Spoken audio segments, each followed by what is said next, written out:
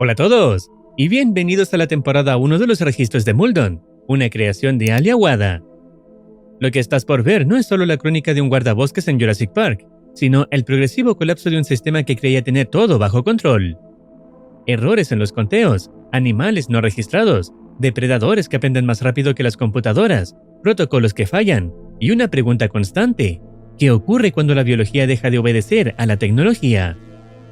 Una vez dicho esto, y recomendando primero experimentar los videos originales, disfruta de todo lo que sabemos de la temporada 1.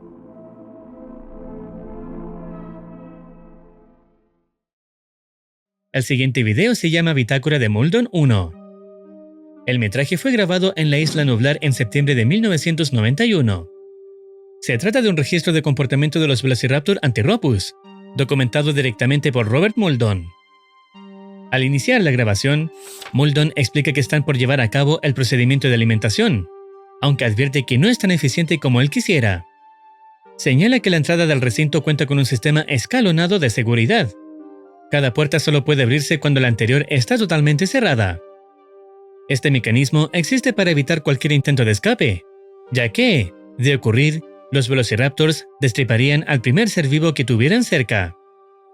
Debido a este riesgo, solo un grupo selecto de cuidadores de carnívoros y el propio Muldoon tienen autorización para alimentarlos. Detalla también que el encargado ingresa con un animal vivo, generalmente una vaca. Los raptors rechazan la carne de animales muertos, pues buscan coordinarse y cazar, por lo que deben proveerles presas vivas aproximadamente cada 3 días. Muldoon aprovecha para describir la fortificación del recinto, diseñado para impedir que los animales lo derriben o lo escalen desde cualquier punto. Originalmente se criaron 8 ejemplares en el parque, y posteriormente se clonaron 2 más en la isla Sorna. Sin embargo, uno murió durante el transporte, quedando solo una hembra de gran tamaño para integrarse al grupo. Su llegada alteró por completo la estructura social, asumió el liderazgo de inmediato y mató a la mitad de la cría original. Muldoon menciona que, 4 días antes de la grabación, este raptor grande eliminó a otra hembra más pequeña, razón por la cual no deja de vigilarlas constantemente. Mientras continúa explicando, encuentra el cadáver de otra raptor, probablemente asesinada por la hembra dominante, aunque las cámaras no lograron registrar el ataque. Durante la noche, las grabaciones mostraron que las 3 hembras restantes permanecieron activas, aunque no lograron localizar a la líder. En total, Muldoon concluye que quedan 4 Velociraptors vivas. I'll document the raptor pack dynamics tonight. They're bound to change after another member dies.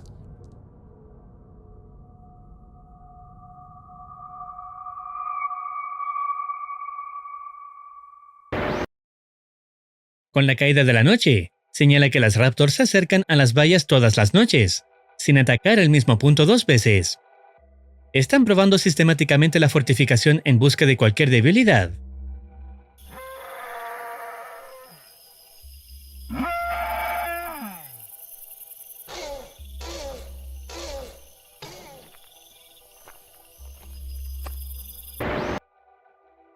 Muldoon enfoca a la hembra más grande y comenta que Hammond le está costando cientos de miles de dólares. Desde su llegada, la dinámica de la manada cambió drásticamente. Es dominante, violenta y completamente letal para cualquier raptor que no se someta a ella. Demuestra una inteligencia excepcional, incluso para resolver problemas complejos. No necesita atacar las vallas, observa cómo las demás lo hacen por ella, obedeciéndola por completo. En otro registro, Muldoon ve cómo están reunidas, con la dominante elaborando planes, concluyendo que su comunicación es más avanzada que la de los reptiles actuales, empleando señales verbales y sonidos, también movimientos de ojos y cola. Los planes girarían en torno a cómo alcanzar a quien está grabando, o eso es lo que se piensa.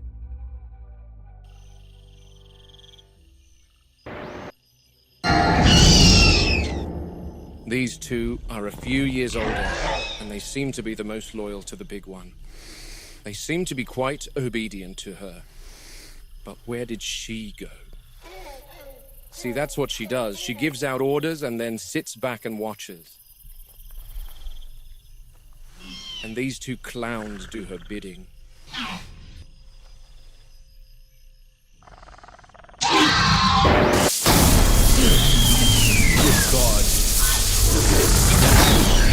shit. I've never seen one of them make contact with the fence for such a long time. Jesus Christ, I think she fried herself. You were here to distract me. Clever girl.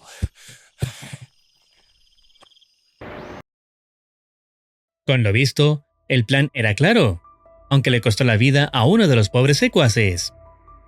A la mañana siguiente, la hembra dominante y las otras dos fueron sedadas para permitir que los veterinarios ingresaran al recinto y evaluaran el daño. La dino herida presentaba quemaduras de tercer grado en las 4 extremidades, laceraciones en la boca y había sido arrojada a unos 40 pies de la cerca eléctrica, lesiones que finalmente le provocaron la muerte. Ella era la más joven del grupo. Todo apunta a que fue seleccionada por la hembra dominante para probar otra sección de la cerca eléctrica, sin contar con la experiencia que el resto de la manada ya poseía. Tras este incidente, las velociraptors tranquilizadas fueron trasladadas a un corral aún más reforzado, ante el temor de que, tarde o temprano, lograran descubrir la forma de escapar del recinto original.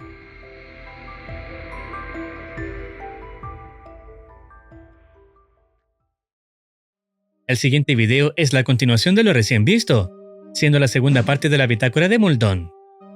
Inicia mostrando cómo se llevan al dino rostizado. Muldoon menciona que quiere comprobar si los dardos tranquilizantes, utilizados en los dinosaurios, causan algún efecto secundario negativo. Para ello, detalla que se utilizó ketamina, un anestésico que provoca un estado conocido como catapsia, una especie de trance en el que el animal parece inmóvil, aunque todavía mantiene ciertos reflejos. En ocasiones, los músculos que rodean los ojos no se relajan por completo, por lo que pueden permanecer parcialmente abiertos. El primer raptor que revisa tiene los ojos cerrados, así que no le preocupa su recuperación. También comprueba la salivación, que suele aumentar con este anestésico, y al ver que no hay acumulación de saliva en la mandíbula, concluye que está estable. Cuando se dispone a revisar al siguiente, descubre que está de pie. It's wearing off! Robbie, get out of there.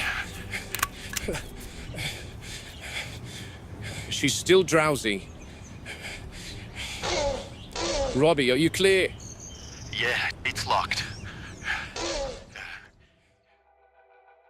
Muldoon deduce que la dosis del dardo no se administró completamente, debido a los osteodermos de la piel, demasiado gruesos para que la aguja penetrara en toda su profundidad. A continuación, la escena cambia a la noche, mostrando distintas cámaras de seguridad. Los raptors patrullan los límites del recinto, casi con precisión cronométrica. La hembra dominante se detiene en un punto específico de la valla y comienza a vocalizar hacia la selva exterior, aunque nadie entiende con claridad por qué lo hace.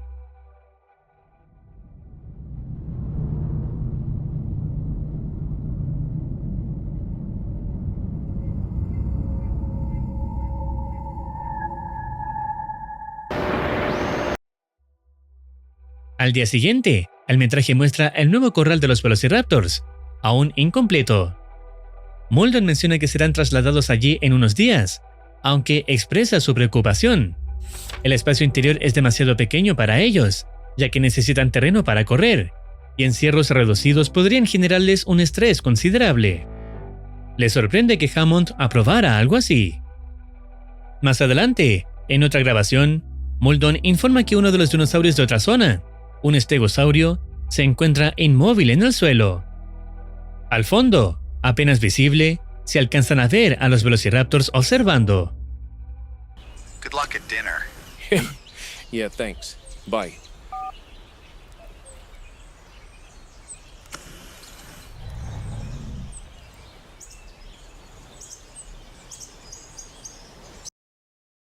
La escena avanza a la noche siguiente. Muldoon, acompañado de otro empleado, llamado Robbie Hadira, realizan nuevamente el procedimiento de alimentación. Her name's Mildred. Robbie has been warned that naming the food items for the carnivores on this island is an exceptionally bad idea, as it psychologically creates an attachment with the animal, and then you're forced to watch their final moments of life at the hands of the velociraptors. Robbie lleva una vaca, la dejan preparada en lo que llaman alimentador, y se posicionan en un lugar seguro para observar. Lo extraño es que, a diferencia de otras veces, los velociraptors no se acercan. Normalmente caminan de un lado a otro, siguiendo a su presa con ansiedad y estudiando sus movimientos. Pero esta vez no hay señal de ellos. Muldoon abre la compuerta para que la vaca entre directo al recinto, y aún así, ningún raptor aparece. Es la primera vez que tardan tanto en responder.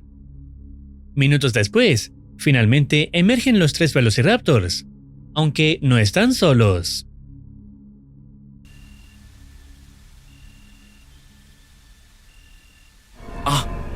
I see Storm and her sister. And there's the big one. She's going to make the first strike. What the?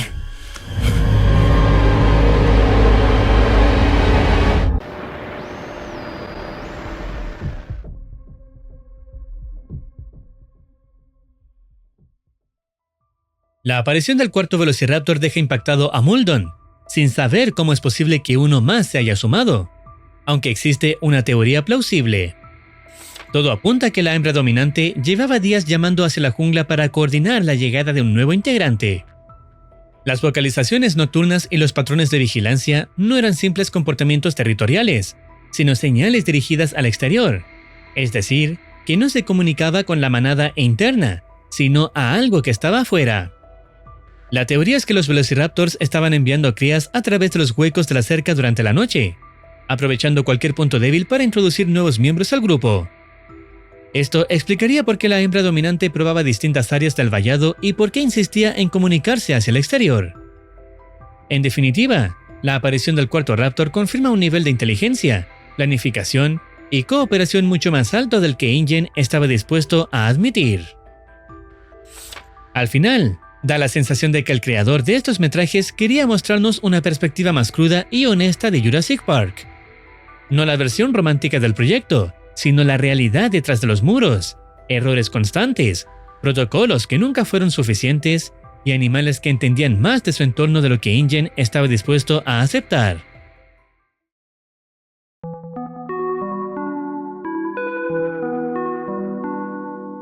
La historia continúa en la bitácora de Muldoon 3, grabada en la isla Nublar en septiembre de 1991. La cinta comienza exactamente donde terminó la anterior. Muldoon le pide a Robbie que vaya al vehículo y se comunique por radio con Arnold para informar sobre la situación. Sin embargo, al volver a observar el recinto, Muldoon nota algo alarmante. El cuarto dinosaurio que había visto momentos antes ya no está. Ha desaparecido y nadie sabe hacia dónde se dirigió. La grabación corta y da paso a la comunicación por radio entre Muldoon y Arnold. Muldoon le solicita un recuento inmediato de animales. Arnold responde que el sistema registra un total de 238 ejemplares, exactamente la cifra esperada. Esto no tranquiliza a Muldoon. Sabe que algo no encaja e insiste entonces en conocer el número específico de velociraptors. Arnold le confirma que hay 4 contabilizados y explica que el Dr. Wu aprobó recientemente el traslado de un raptor juvenil, desde la guardería al recinto principal.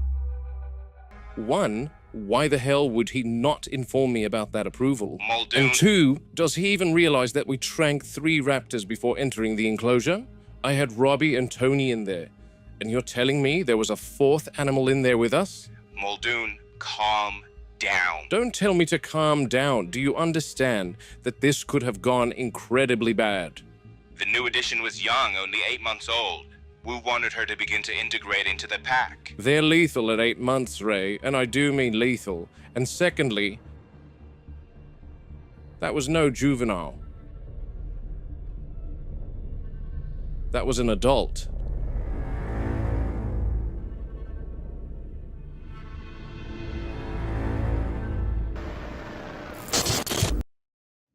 La explicación de Arnold pierde peso cuando Muldoon deja claro que el dinosaurio que vio no correspondía a un juvenil. La escena cambia al día siguiente. Muldoon se muestra visiblemente molesto con el Dr. Wu, a quien acusa de una grave falta de responsabilidad por no haberle informado con antelación sobre el traslado del dinosaurio. Explica que ahora se encuentra en el recinto de las aves rapaces, ya que quería registrar en video al supuesto juvenil junto al resto de la manada. Aún así, deja algo muy claro. Aunque nadie le crea, está convencido de que tanto él como Robbie vieron a un dinosaurio adulto infiltrado en el recinto. descarta por completo que se tratara de un ejemplar de 8 meses, ya que un animal de esa edad no superaría los 2 pies de altura. Muldoon graba a las 3 hembras juntas y describe un comportamiento recurrente. Adoptan una disposición rígida, formando una postura defensiva en el perímetro, casi como una formación militar. Destaca que, cuando se colocan de ese modo, siempre miran en la misma dirección, aproximadamente hacia el noreste, aunque no logra entender el motivo. También señala que no ha visto al juvenil.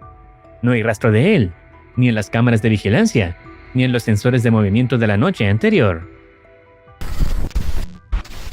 It was raining torrents, so I couldn't get anywhere near it last night. And what did you hear exactly? I couldn't be sure over the sound of the rain and thunder, but they were all bellowing loudly, and you know Martha and the gang, they're normally pretty silent, so I decided that it was too dangerous to head over in the storm. Okay. Well, I've arrived. I'll have a look. I'd be down there myself, Muldoon, but John's asked for a full write-up about the stegosaur from yesterday. What happened with her? She's dead. Jerry le informa a Muldoon que el animal ha muerto y que encontraron pequeñas mordeduras en toda su parte inferior. Muldoon sugiere que podrían haber sido compis, pero Jerry aclara que también pudo tratarse de cualquier otra cosa. Jerry añade que, durante la noche, los dinosaurios de la zona estaban inusualmente alterados. Nadie pudo salir a investigar debido a una fuerte tormenta de lluvia. En ese momento, Muldoon afirma no notar nada fuera de lo normal, hasta que observa algo inesperado. Oh, wow. What is it? You won't believe this, Jerry. She's fallen into the moat. What? Let me get a closer look. Un ioplocéfalo ha muerto tras caer a un foso. Otro ejemplar, al que llaman Marta, se acerca lentamente para observar a su compañera fallecida. La situación le resulta extraña a Jerry, ya que estos dinosaurios nunca se acercan a los fosos. How did this happen, buddy? I don't know. No, I'm talking to Martha. Get her to give you a full statement, okay? Something must have spooked her, maybe. Or she got disoriented during the thunder last night. I'm going to need a crane out here ASAP, Jerry. Yeah, will do. Ay, ay, ay. Mientras Muldoon desciende al foso, Jerry entrega más información sobre el estegosaurio. Explica que se realizó un análisis toxicológico y que el animal presentaba enzimas hepáticas elevadas y la prueba dio positiva para melatoxina. No se explica de forma directa, pero se entiende que las enzimas hepáticas elevadas fueron la respuesta del organismo a la toxina a la que dio positivo el estegosaurio. En ese momento, Muldoon escucha un sonido proveniente del tubo de drenaje de la zona. Jerry sugiere que podría tratarse de un ratón u otro animal pequeño, pero Muldoon cree que suena a algo mucho más grande. Sin percatarse, se ve la sombra de un velociraptor que se refleja en la pared, presumiblemente siendo el cuarto dino que Muldoon vio la noche anterior, camuflándose para no ser visto. Ante la sospecha, Muldoon prepara su arma, convencido de que algo lo está acechando.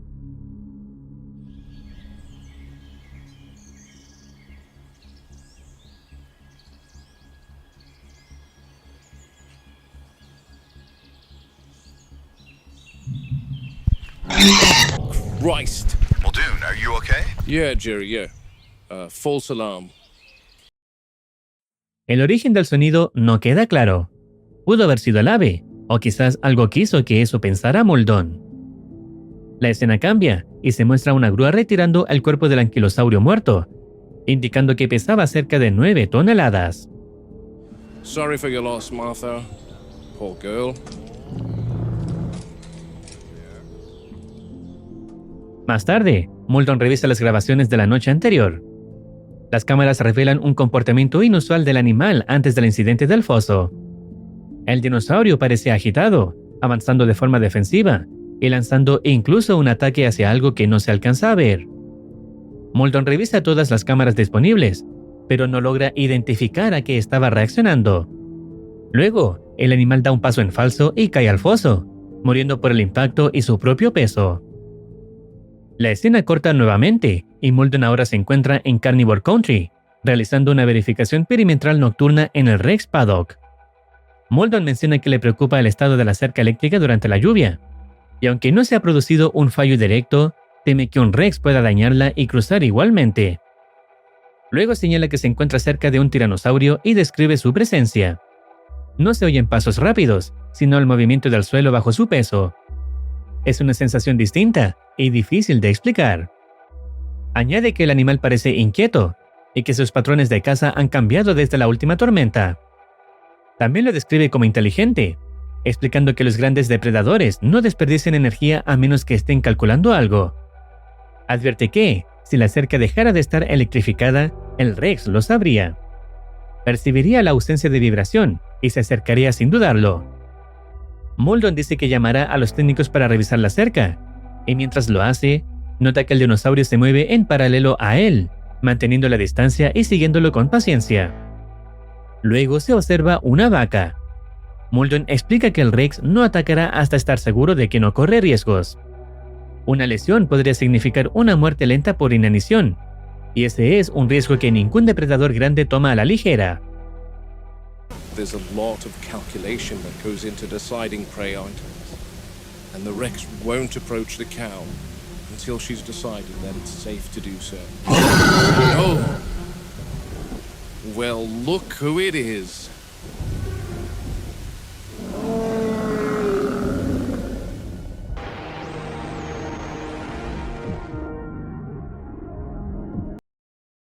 La historia continúa con la bitácora 4 de Muldoon.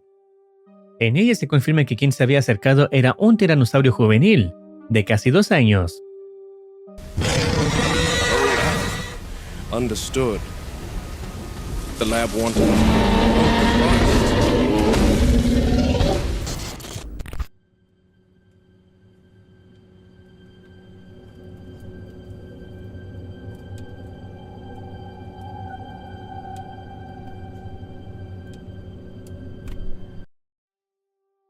El Rex adulto se muestra extremadamente territorial, impidiendo que el juvenil se acerque a su presa.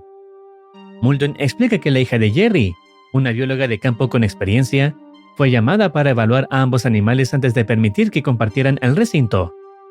Ella sostenía que los Rex pueden ser padres atentos y protectores, aunque Muldoon cree que eso no aplica cuando un adulto debe tolerar a una cría ajena. Aún así, la decisión fue mantenerlos juntos, no por seguridad, sino porque ambos son las principales atracciones del sector, priorizando el beneficio turístico sobre el comportamiento animal. Muldoon decide retirarse y se dirige al vehículo, sin notar que algo lo observa.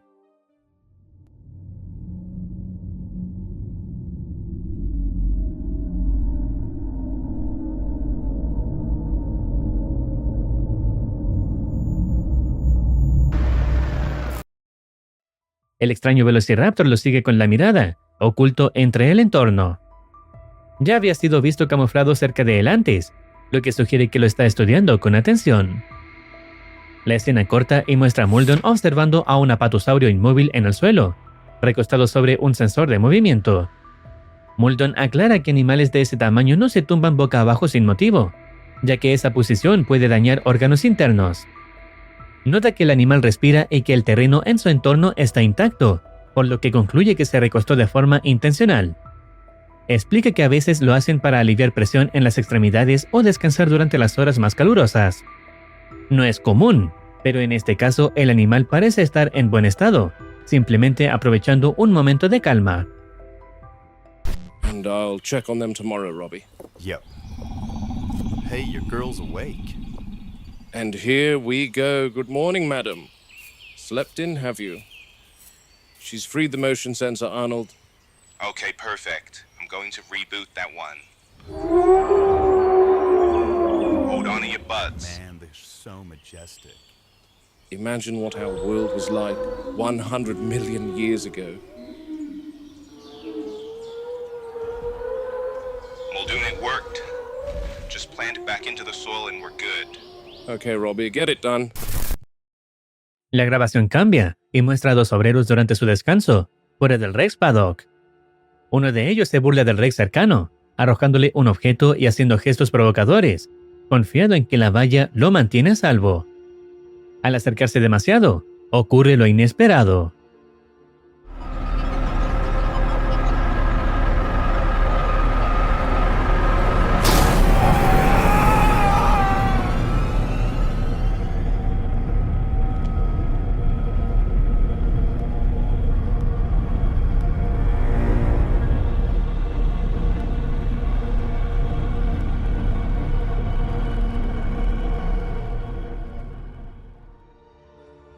nunca imaginó que el Rex juvenil lo sorprendería. Más tarde, ya de noche, Muldoon explica que la descarga lo golpeó directamente en la nuca y la cabeza, y que debió ser trasladado a Bahía Nazco. Reflexiona sobre el incidente y deja una advertencia clara: nunca se debe dar la espalda a un depredador. Hacerlo demuestra debilidad y abre la puerta a un ataque inesperado. Muldoon menciona que los velociraptors serán trasladados al nuevo corral en los próximos días.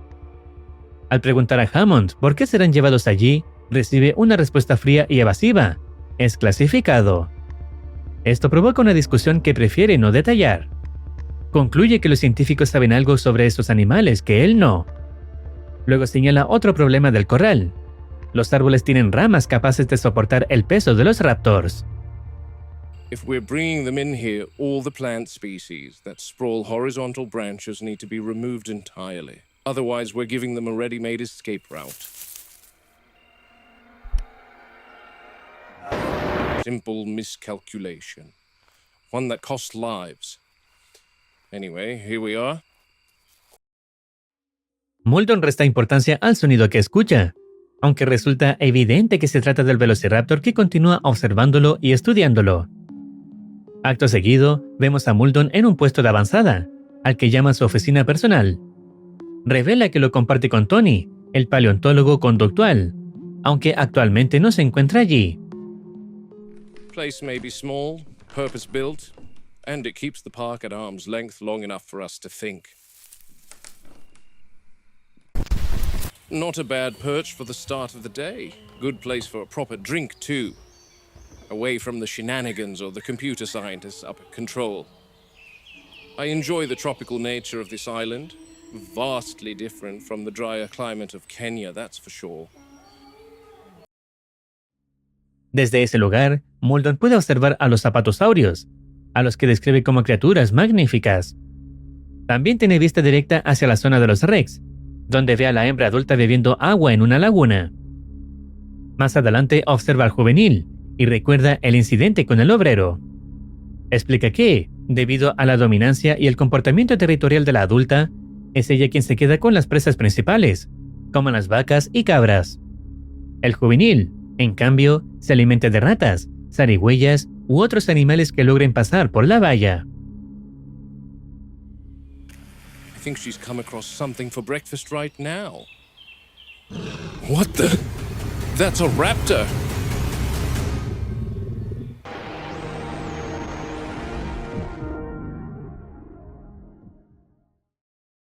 Las bitácoras de Muldoon muestran que Isla Nublar nunca estuvo realmente bajo control. Los velociraptors no solo prueban límites, también se infiltran en recintos donde no deberían estar. El cierre es clave. Un raptor aparece dentro del Rex Paddock, un área exclusiva para tiranosaurios. Si pudo llegar hasta allí sin ser detectado, entonces los sistemas fallaron, o los animales aprendieron a superarlos. Ya habíamos visto cómo los raptors probaban las vallas de forma sistemática, identificando posibles puntos débiles e introduciendo individuos sin ser detectados. El Rex Paddock no sería una excepción, solo otro perímetro más. Queda la duda de por qué uno de ellos cruzaría hacia el recinto de Rex, y es que tal vez no fue un error. Muldoon ya lo había advertido: los raptors observan, aprenden y calculan, y es posible que entrar allí fue para estudiar distancias, rutinas y más. El velociraptor capturado posiblemente cayó en alguna estrategia depredadora del Rex. Esto último es solo una teoría, ya que podría haber algo aún más profundamente inquietante que todavía no logramos comprender.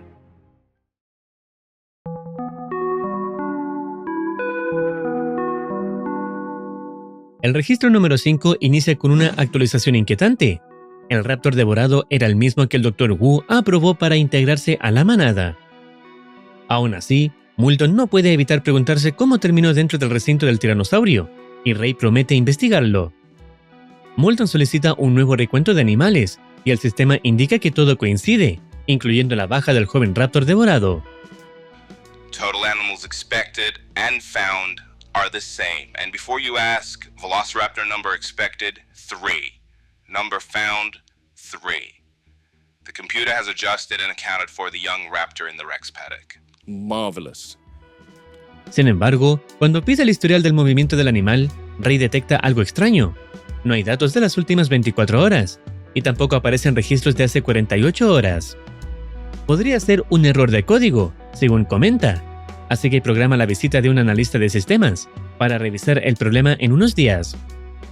Moulton le pide al sistema la fecha en que el conteo de Raptors bajó de 4 a 3, pero la respuesta no encaja. Marca el 1 de septiembre, justamente el día en que el Raptor juvenil fue transferido, no cuando falleció. Ray revisa los registros y descubre varias inconsistencias. Las fechas en que el sistema reduce el número de Raptors no coinciden con los incidentes reales. El Raptor electrocutado murió el 2 de septiembre, pero el computador lo marca como baja el día 1. Moulton resume los problemas. Wu aprobó un traslado sin avisarle. El 9 de septiembre apareció un cuarto Raptor infiltrado, y el juvenil devorado por el Rex figura como muerto desde el día 1. Si el sistema tiene razón, el Raptor que el Rex está comiendo no sería el juvenil autorizado, sino un animal completamente fuera de los registros. Wu rechaza la idea de reproducción no autorizada, pero acepta recuperar el cuerpo para tomar una muestra y comprobar si realmente pertenece al parque. La escena cambia y vemos a Moulton, Robbie y Tony en un vehículo, adentrándose en el paddock de los T-Rex, para intentar recuperar el cuerpo del Raptor y realizar el análisis pendiente. Desde la radio, Ray informa los movimientos de los T-Rex dentro del recinto. La hembra adulta está lejos de ellos, mientras que el juvenil se encuentra cerca. Avanzando por el terreno, el equipo observa al Rex joven correr a su lado. No lo hace para atacarlos, sino para huir, y Moulton sugiere que lo hace para proteger la presa, el Raptor que llevaba en la boca. Le pide a Tony, quien conduce, que lo persiga hasta alcanzarlo. Tiempo después lo logran, permitiendo a Moulton acertar un disparo tranquilizante con precisión.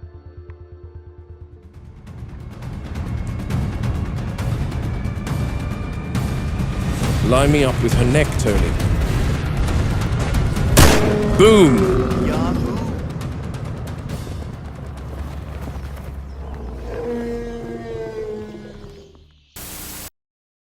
El dardo hace efecto y el Rex juvenil cae dormido. Moulton recibe la confirmación de que la hembra adulta sigue lejos y le indica a Tony que mantenga el vehículo encendido y esté atento a cualquier vibración en el suelo, señal de que la T-Rex grande podría acercarse. Concluye que, como la adulta siempre se queda con la presa, el joven no quería soltar al Raptor. También aclara que utilizó un Moro 709, un tranquilizante capaz de derribar a un animal grande sin detener el corazón. Explica que los juveniles metabolizan más rápido, por lo que el tranquilizante actúa de inmediato. A eso se suman la adrenalina y otras hormonas de estrés acumuladas tras correr varios kilómetros, acelerando aún más el efecto del fármaco. Aprovecha el momento para sugerir que un especialista venga a revisar el estado dental del Rex, ahora que está sedado. Finalmente, Moulton encuentra el cuerpo del Velociraptor. Confirma que es joven, tal como dijo Ray, pero no entiende cómo pudo entrar a esta zona. Señala que nada de esto habría ocurrido si el Dr. Wu hubiera informado al equipo de campo antes de introducir nuevos animales. Moulton examina el cuerpo del Raptor y confirma que no puede llevar 2 semanas muerto, como indica el sistema. Las heridas están frescas, el cuerpo aún estaría tibio y no presenta signos de descomposición avanzada. Todo apunta a que murió hace solo unas horas, lo que vuelve aún más confuso el registro informático que asegura que falleció el 1 de septiembre. Moulton reflexiona que nada encaja. El Rex joven no comería carroña tan antigua. El paddock es demasiado grande para revisar por completo y no está claro cómo un Raptor pudo cruzar desde su propio recinto hasta la zona de los tiranosaurios. No obstante, en ese momento Ray lo interrumpe, advirtiéndole que el sistema detecta un cuarto Velociraptor y está a 300 pies de donde está Moulton. Moulton pide una verificación inmediata, pero no aparece en cámaras, solo en el sistema de reconocimiento. Ray revisa el conteo. Primero el sistema le dice que hay 4 Raptors, lo que confunde aún más a Moulton. Segundos después, luego de que Moulton se muestra alerta y vigilando su entorno, el conteo vuelve a 3, como si algo hubiera estado allí solo por un instante. Ray admite que no entiende qué está pasando. El sistema reconoce formas por imagen, pero Moulton sugiere que puede fallar o confundirse con especies similares.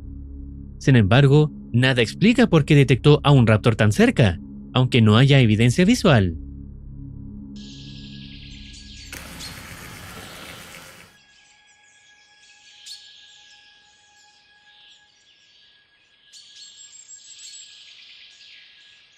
Is it possible that the computer has... Oh! Christ! Muldoon, Blasted monkey! are you okay? What's happening with the Raptor Count Ray? 3. So a bug in the system then? I guess so, Muldoon. Bright. Seeing things with my own eyes will always be better than relying on any computer. You can't control everything, especially nature. There's just too many... Holy. Thanks for keeping your eye on the Rex, Ray. Oh, You good, Muldoon? Go. Must go fast.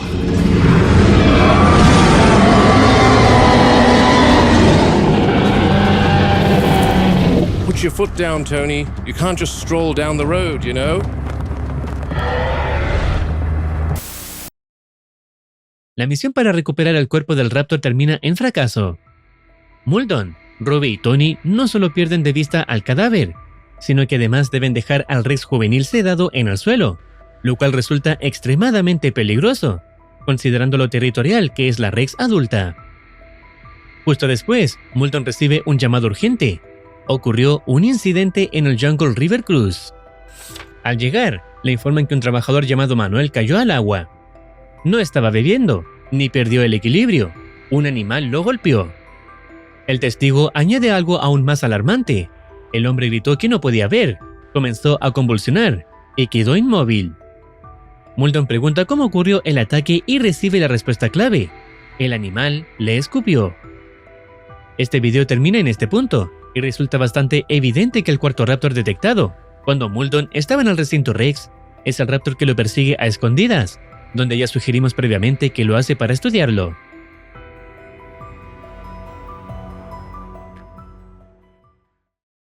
La historia continúa con el registro número 6. Muldoon conversa con Jerry sobre el incidente, y asegura que un Dilophosaurus escupió a Manuel mientras estaba en lo alto del muro. Manuel quedó ciego, perdió el equilibrio y cayó dentro del recinto. Aunque sobrevivió a la caída, comenzó a convulsionar y quedó inmóvil. Muldoon hizo sonar las bocinas de emergencia para encerrar a los dilos, y Manuel fue trasladado a Bahía Añasco. Muldoon ahora se dirige al corral para investigar qué ocurrió. Explica que detrás del Jungle River Cruise se encuentra el corral de contención de los Dilophosaurios, un área usada para reunirlos cuando es necesario. Descubrieron que estos animales responden muy bien al sonido de bocinas, por lo que usan grabaciones para guiarlos hacia ese recinto. El corral se mantiene más frío y con menos luz, debido a un trastorno genético que vuelve su piel extremadamente sensible a la radiación UV. La sombra constante y la iluminación controlada evitan quemaduras, infecciones y comportamientos nerviosos. En este lugar conviven 7 Dilophosaurios, 4 de la especie Dilophosaurus sinensis, más pequeños y recientes, y 3 Dilophosaurus wetherilli, que son más grandes.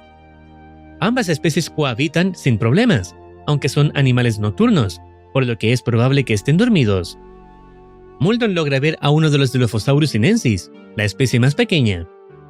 Explica que estos ejemplares sufren menos problemas de piel, aunque ha visto que pueden presentar descamación entre las crestas si pasan demasiado tiempo fuera de la sombra.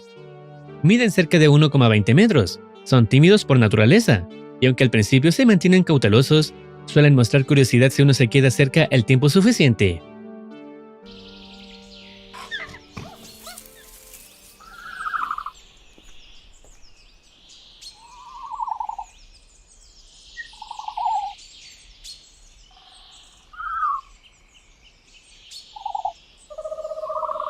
Hear that? Muldoon explica que los sonidos de los dilos wetherilli pueden confundirse con el canto de un búho. Estos ejemplares, más grandes que los sinensis, resultan inquietantes por cómo observan a las personas, atentos y analíticos, casi como un casuario. Son animales fascinantes, y Muldoon intenta grabar a una hembra que permanece oculta para documentar ese comportamiento.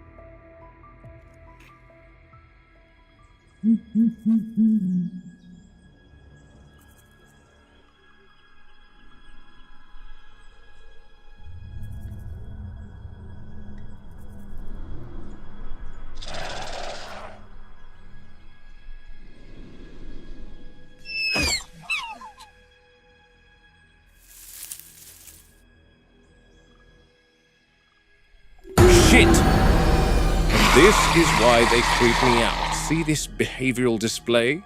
They seem to size up their opponent in an attempt to intimidate equally sized threats.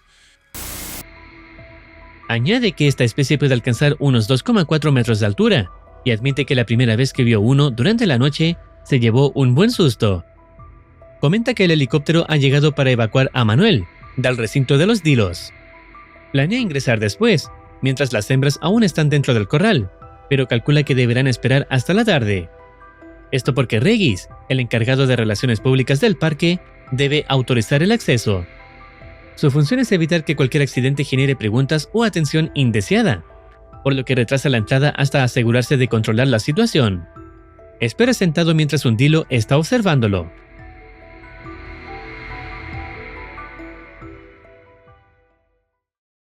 De noche, Muldoon entra al recinto de los Dilos y revisa el lugar donde cayó Manuel. Allí encuentra su casco y una sustancia negra, espesa y fría, acumulada en el agua y en las barandas del muro. No es resina, ni savia, ni drenaje natural, y no huele a nada conocido. Lo inquietante es que los Dilos estaban sanos y sin heridas cuando los revisó, así que nada explica el origen del material. Ray sugiere que podría tratarse de una secreción defensiva, algo que nunca se había registrado en esta especie. Muldoon avanza más profundo en el recinto, buscando más rastros de la sustancia negra. Jerry le indica que revise la vegetación baja, ya que cualquier secreción expulsada con fuerza quedaría atrapada allí. A pesar del recorrido, Muldoon no encuentra residuos adicionales, solo barro, hojas en descomposición y señales normales de humedad. Eso sugiere que el material no es un desecho común ni algo presente en toda el área, sino algo puntual, ocurrido en un espacio muy reducido y en un momento específico. Jerry concluye que no se trata de un subproducto biológico constante, sino de un evento episódico, lo que implica un comportamiento inesperado. Muldoon lo resume con preocupación. Hay más en los Dilophosaurios de lo que creían entender. En terreno más seco, Muldoon y Jerry descartan que la sustancia negra sea desecho o materia vegetal. Muldoon plantea una hipótesis inquietante, que los Dilophosaurios estén usando un tipo de veneno proyectado, similar al de una cobra escupidora. Eso explicaría por qué Manuel quedó ciego y cayó tan rápido. La idea implica que los Dilos tienen una anatomía desconocida y que el parque no está preparado para un depredador capaz de atacar a distancia. La sospecha se confirma cuando Muldoon encuentra compis alimentándose de unas crías de ave, cubiertas con la misma sustancia. Es evidencia directa. Los Dilos están usando este compuesto para inmovilizar a sus presas. Muldoon concluye que el parque subestimó a estos animales, y eso es un peligro enorme.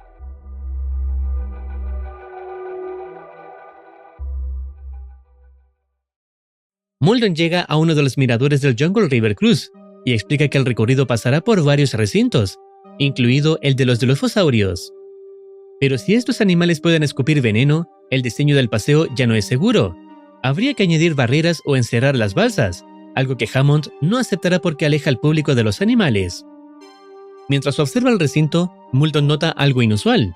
Uno de los Dilos parece estar nadando, algo extremadamente raro y que nunca había sido registrado por el personal. I've got some movement in there. One of the Dilos might be taking a swim, which is rare.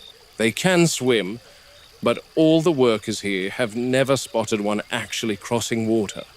So this might be a first.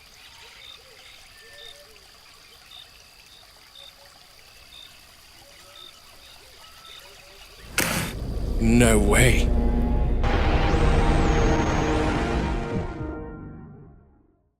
Al final del video, lo que nadaba ya no parecía un Dilo, sino más bien un Velociraptor, lo que explica la reacción preocupada de Muldoon. Los registros muestran que el parque enfrenta comportamientos que ya no encajan con lo esperado. Los Dilos están usando una secreción paralizante, y los Raptors siguen infiltrándose en zonas donde no deberían estar. Todo indica que las especies están evolucionando, adaptándose y actuando fuera de los límites que InGen creía controlar.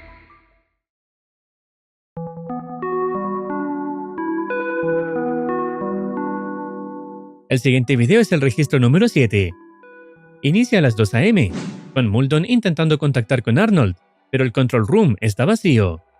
Desde su posición, observa claramente a un Velociraptor adulto fuera de su recinto. Cree que podría ser Storm, pero no puede confirmarlo. Sin acceso al sistema de conteo y sin personal en control, Muldoon entiende la gravedad de la situación. Llama a Robbie y le pide que lo encuentre en el Jungle River para verificar si realmente hay una Raptor suelta. Muldoon confirma que la Raptor ha salido del agua y ahora puede verla con mayor claridad. Ya no cree que sea Storm. De hecho, no logra identificarla, lo que agrava aún más la situación. No puede disparar, porque si falla y daña la valla eléctrica, provocaría un problema mayor. Su única opción es no perderla de vista. La Raptor comienza a hacer un llamado, y luego retrocede por unos momentos.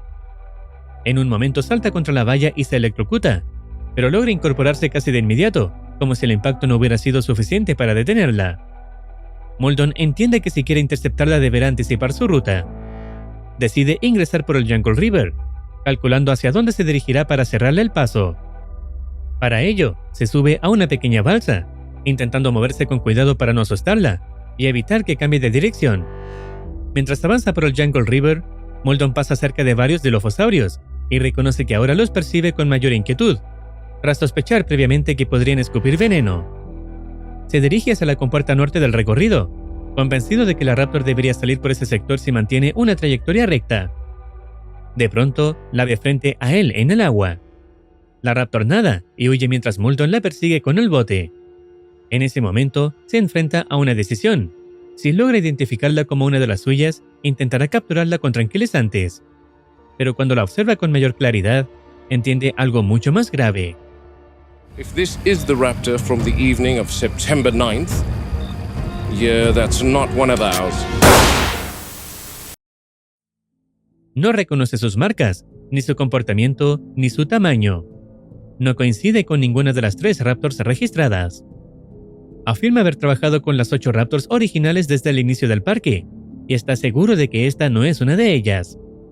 La pregunta final es muy directa. What the hell have you done, Henry? Tras matar a la Raptor desconocida, Muldoon escucha claramente el llamado de un Velociraptor a lo lejos. Sabe perfectamente cómo suenan, y está convencido de que no lo imaginó. Sin embargo, el sonido cesa repentinamente. Momentos después, percibe otro ruido distinto, más gutural, más bajo, casi como si proviniera desde el agua. Oh, Christ. There's definitely something submerged.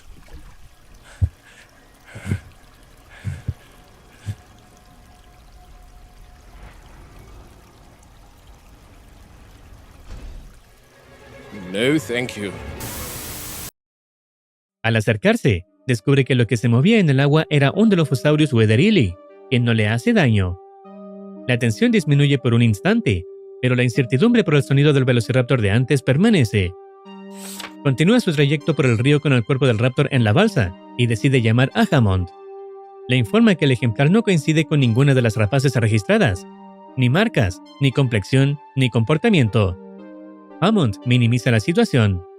Insiste en que el sistema no comete errores y sugiere que Muldoon podría estar equivocado. Muldoon, en cambio, conecta los hechos.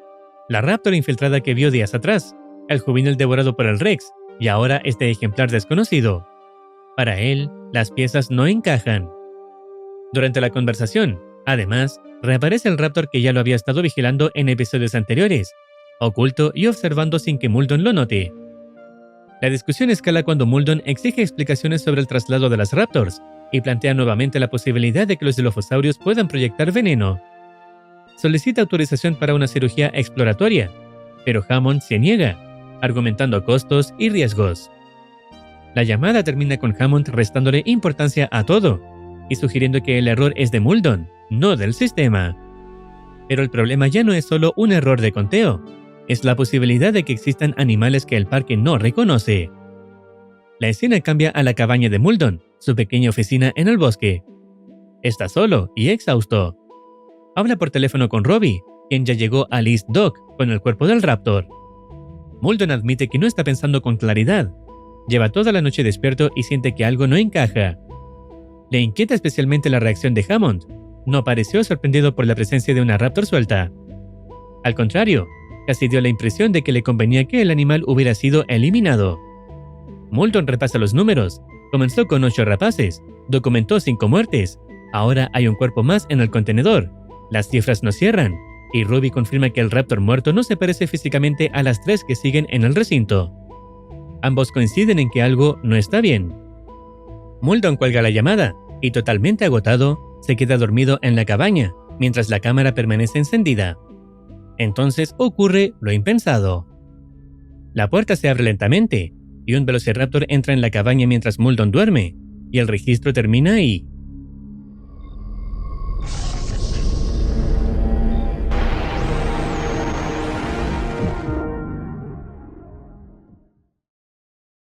El registro número 8 comienza en la mañana del 15 de septiembre.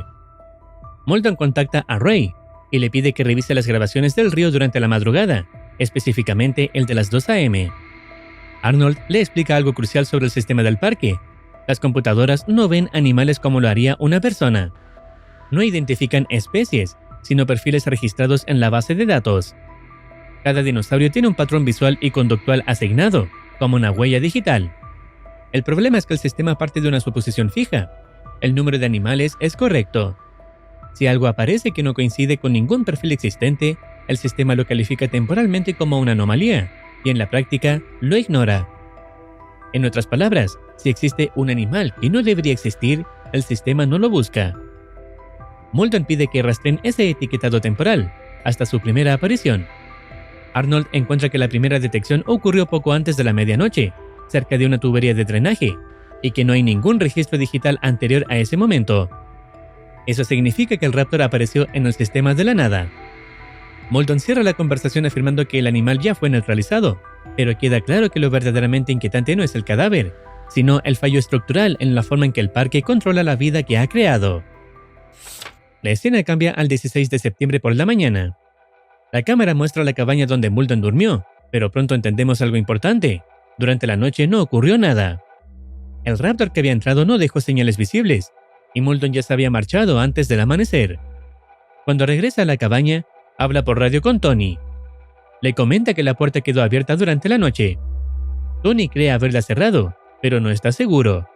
Muldoon le resta importancia, aunque para él significa que alguien o algo pudo haber entrado.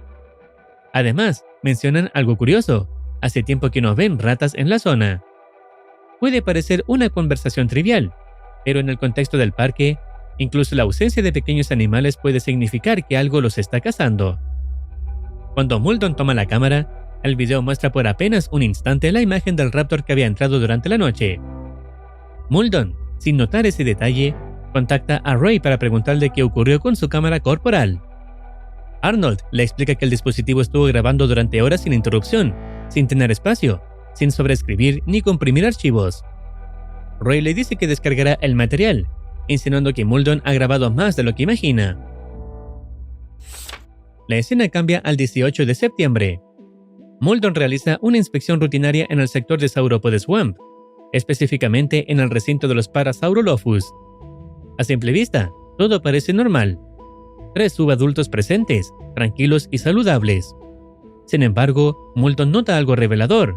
Los animales permanecen agrupados cerca del punto de alimentación, mostrando un comportamiento expectante. Explica entonces la contingencia de lisina, el mecanismo genético que impide a los dinosaurios producir lisina por sí mismos. Sin el suplemento proporcionado por InGen, entrarían en coma y morirían. Es el sistema que garantiza que no pueden sobrevivir fuera del parque. Pero lo más interesante no es el control biológico, sino el comportamiento. Muldoon observa que los Parasaurolophus mantienen formación protectora, reaccionan antes que los sistemas del parque y parecen percibir cambios ambientales antes de que cualquier alarma se active. Los describe como sensores vivos, animales que sienten amenazas que los humanos aún no detectan. También advierte que su aparente calma puede ser engañosa. Si entraran en pánico, su masa y cohesión podrían provocar un desastre. Mientras documenta todo esto, el raptor que lo ha estado acechando vuelve a aparecer, un poco más visible que otras veces, aunque Muldoon no se percata de su presencia.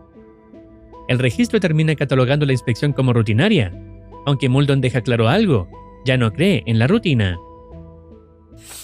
Después, Muldoon menciona un detalle estructural importante. El sistema de drenaje del parque es aún primitivo.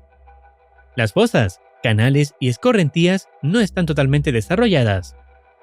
admite que no puede quitarse de la cabeza la idea de que estas tuberías podrían estar relacionadas con la aparición del raptor desconocido. Es decir, que el animal pudo haber utilizado este sistema como vía de acceso. Sin embargo, recuerda que Hammond le pidió que olvidara el asunto, y justo cuando está por continuar esa línea de pensamiento, la grabación se corta repentinamente. La fecha cambia al 24 de septiembre. Muldoon administra las tabletas de lisina a las 3 Raptors.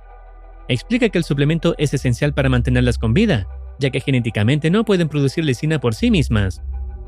Para que acepten las pastillas, deben dejarlas sin alimento durante 7 días. Solo entonces, el olor a grasa y sangre logra imponerse sobre su desconfianza. Es un método efectivo, pero cruel. 2 de las Raptors, Storm y su hermana, consumen las tabletas sin problemas. Sin embargo, la hembra dominante permanece apartada, observando desde el borde del recinto. No se deja llevar por el hambre, analiza y espera. Muldoon considera varias posibilidades: dominancia, estrés tras los llamados del cuarto Raptor o simplemente cálculo. Si no toma la lisina en 72 horas, podría entrar en coma. Aún así, no parece débil. Está delgada, pero alerta, conserva energía y piensa.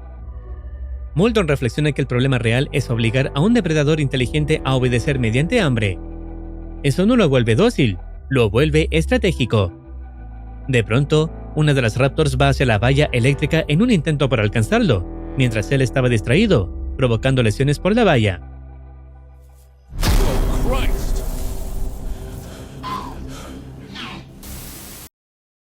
La grabación se corta en ese instante. Cuando la grabación vuelve, Muldoon se enfrenta a la prueba definitiva de que algo está fuera de control. Un huevo eclosionado en el sistema de drenaje, pudiendo ser el de un velociraptor. Esto ocurre el 27 de septiembre, momento en que el registro termina. Oh, wow.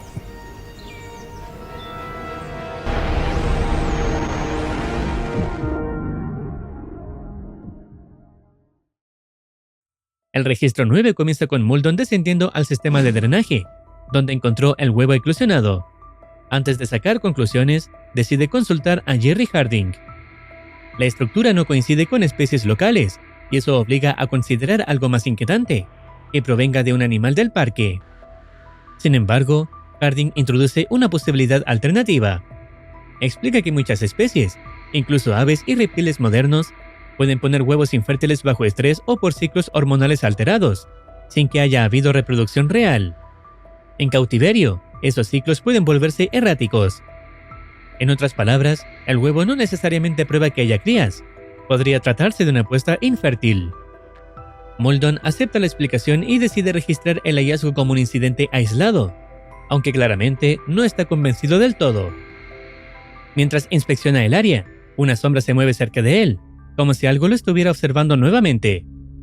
Muldoon no logra ver nada al alzar la vista, pero la presencia del acechador vuelve a insinuarse. El registro cierra con el intento de racionalizar lo ocurrido, aunque la duda permanece. La fecha avanza al 28 de septiembre. Muldoon supervisa la llegada de un nuevo dinosaurio transferido desde Isla Sorna, un estegosaurio subadulto. El contenedor permanece abierto mientras el animal decide cuándo salir. Muldoon explica que la aclimatación no debe forzarse. Primero el entorno, luego la adaptación. El clima lluvioso ayuda a mantenerla calmada mientras explora su nuevo espacio. Describe cómo el estegosaurio analiza el terreno, mapea mentalmente su entorno y estudia cada detalle antes de relajarse. Para Muldoon, ese proceso no es miedo, sino inteligencia. Aclara que fue trasladada para reemplazar el estegosaurio que murió semanas atrás, y que Hammond insiste en mantener un mínimo de 4 ejemplares en el parque. En apariencia, es una transferencia rutinaria. Pero en el contexto actual del parque, con anomalías en los conteos, huevos en el drenaje y rapaces no registradas, incluso un traslado tranquilo adquiere otro peso. La escena cambia a la noche, el momento más seguro para introducir al nuevo estegosaurio en la manada. En la oscuridad, los animales reaccionan con más calma y menos impulsividad. Muldoon describe cómo la matriarca se aproxima sin confrontación directa, marcando límites sin agresión. La subadulta responde correctamente, postura baja, movimientos controlados y sin desafío. El contacto físico finalmente ocurre sin conflicto, señal de aceptación. Desde ese momento, el grupo la reconoce como parte de la manada. La integración no es inmediata, pero sí decisiva. Una vez aceptada, la pertenencia es permanente, salvo que algo altere el equilibrio. La escena se traslada al paddock del T-Rex. Muldoon confirma que la separación entre el ejemplar joven y el adulto está funcionando. La cría ya no es subordinada, ha crecido lo suficiente como para representar competencia real. Mantenerlas juntas sería cuestión de tiempo para que una prueba de dominio termine en muerte. Durante la administración del suplemento de lisina, Muldoon cuestiona nuevamente el método. Harding aclara algo crucial. Los dinosaurios no son incapaces de producir lisina, sino que InGen modificó su metabolismo para que dependan de una variante sintética patentada. No es una deficiencia natural, es una dependencia diseñada. En otras palabras, no es una carencia biológica, es una correa invisible. Un sistema de control que asegura que ningún animal pueda sobrevivir sin el parque. Muldoon lo percibe como algo profundamente perturbador. Animales que parecen fuertes, sanos y peligrosos, pero cuya supervivencia está artificialmente condicionada. No es naturaleza, es administración. La conversación se interrumpe abruptamente cuando Arnold llama por radio. La Raptor dominante, la más grande, está convulsionando, terminando el registro en este punto, sin saber si es por una falla metabólica o una estrategia de engaño para atraer a alguien.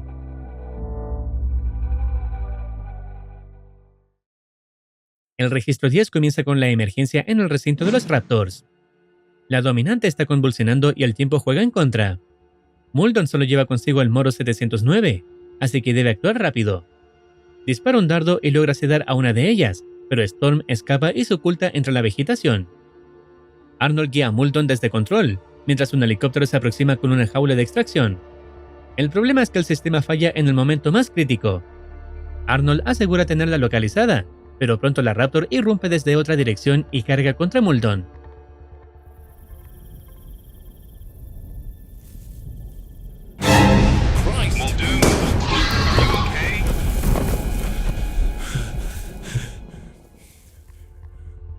La supuesta vigilancia constante no fue suficiente.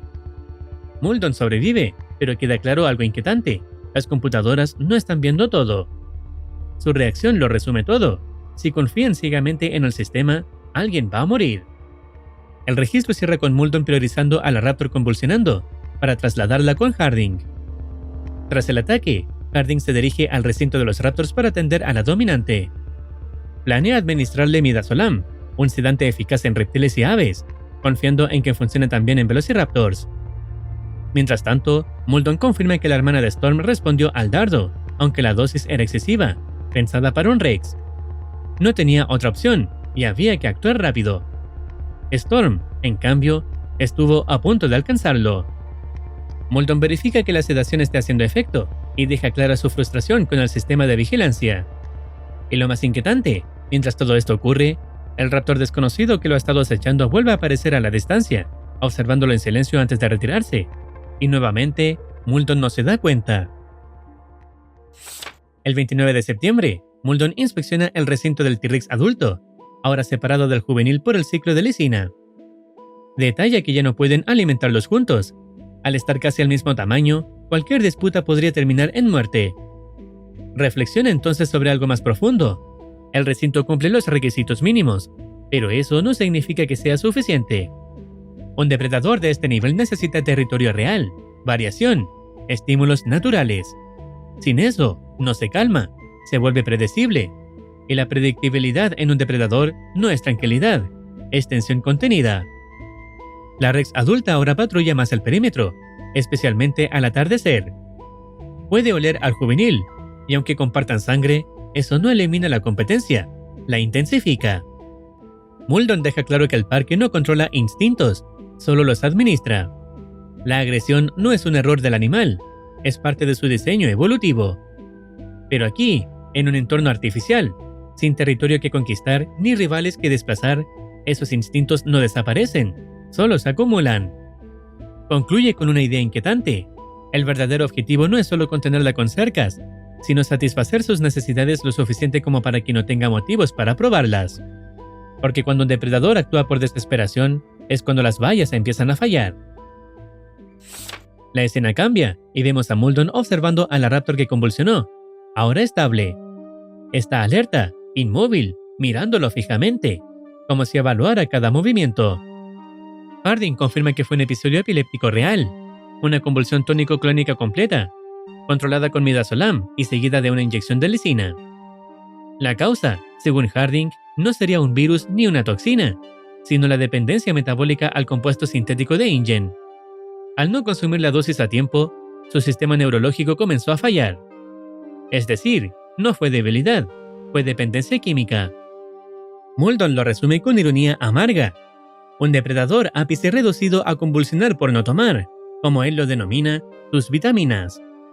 Pero Harding aclara que no son vitaminas y que no es una simple carencia, es compatibilidad enzimática diseñada. La solución, si vuelve a rechazar el suplemento oral, podría ser sedarla periódicamente para administrarlo por inyección, con todos los riesgos que eso implica. Lo más inquietante no es su estado físico, es su mirada. No parece confundida, no parece debilitada, parece estar recordando. Y Muldoon entiende que la próxima vez que intentan acercarse con un dardo, ella estará preparada. Esa noche, Muldoon recorre el corredor de servicio entre el paddock y el recinto de los T-Rex.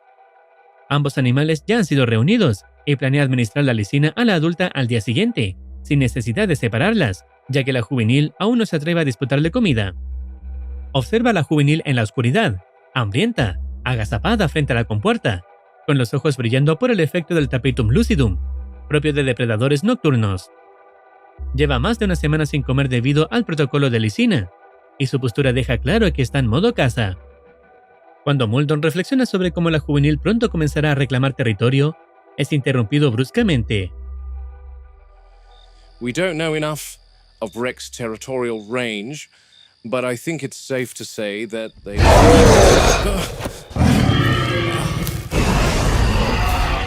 This one has a knack for sneaking.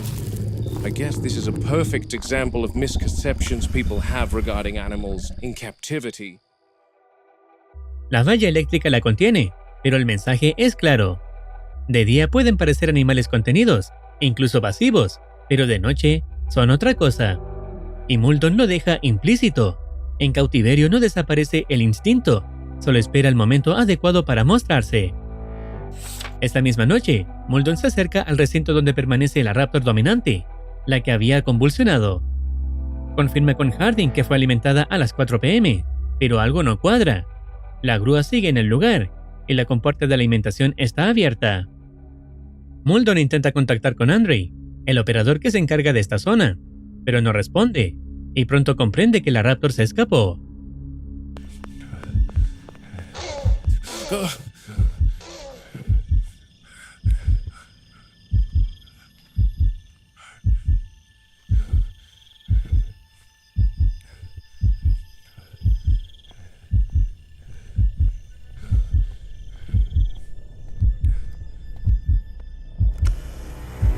Good God.